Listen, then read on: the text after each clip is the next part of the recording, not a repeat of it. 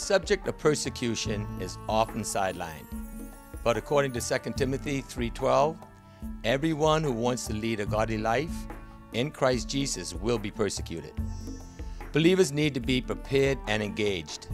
Jesus prepared his disciples, and he shares that in John 16:1-4.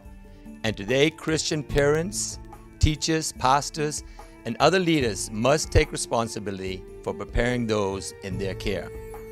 That is why 14 churches from various denominational backgrounds have come together to conduct the IANA, I Am Not Ashamed 2015 Missions Conference, which begins Wednesday, March 11th through Sunday, March 15th. All sessions will be hosted at Evangelistic Temple on Collins Avenue. I'm excited because as a church leader and member of the IANA Planning Committee, I know our congregations will benefit greatly from the schedule of the most gifted leaders in the field of global evangelism and missions in the world. We have secured the best for you because what is happening with global evangelism, and particularly with the suffering church, is the business of every believer. So clear your schedules. Make it a point to get educated so that you can better respond to the call of Christ. Persecution of Christians is at an all-time high. In an interview with the BBC Sunday Hour, Prince Charles spoke of his deep concern for the suffering of Christian churches in the Middle East. I have for some time now been deeply troubled by the growing difficulties faced by Christian communities in various parts of the Middle East.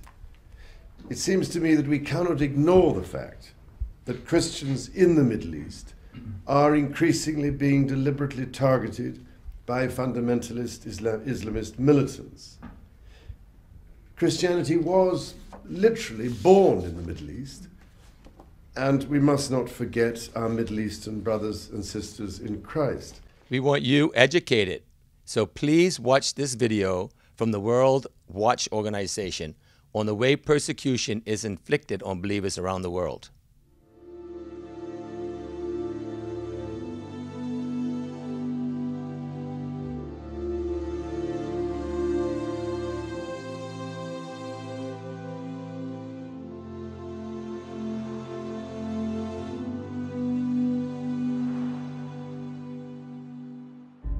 The fact is, every day of the week, in at least 60 countries, people are persecuted because of their belief in Jesus Christ. The question is, where are these people? How severe is their suffering? Who is persecuting them? Is their situation improving or declining? To answer these questions and others, Open Doors International has been gathering data for more than 50 years. The result today is the World Watch List. This has become the best known, most widely accepted, authoritative source of information about the persecuted church. The World Watch List is compiled through extensive research at a field level. The list represents measurements that include places believers are being smashed through violent means, as well as places the church is being squeezed out of existence.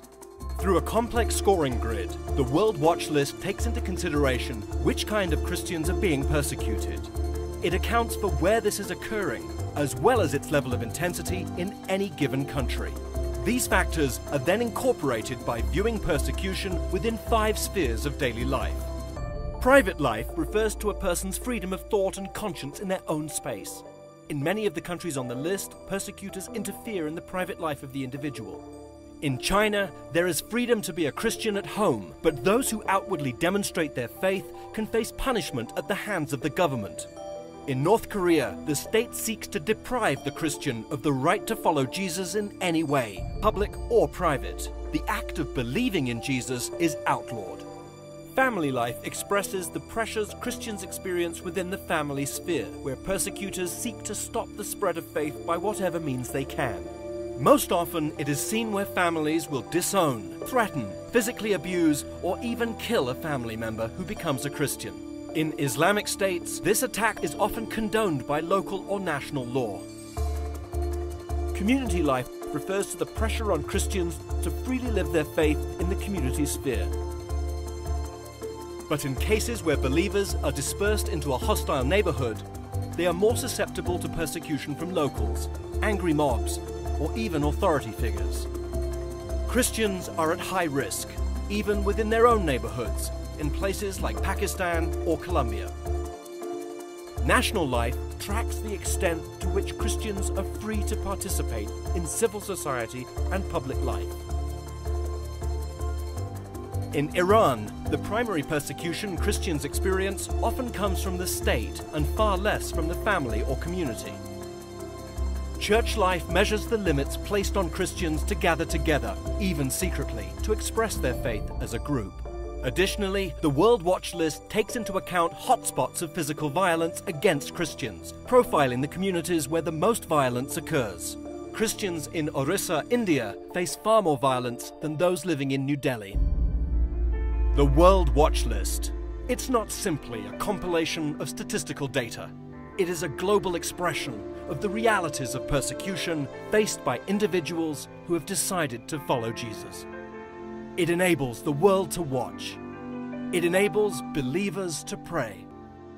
When one Christian suffers, we are all impacted by it.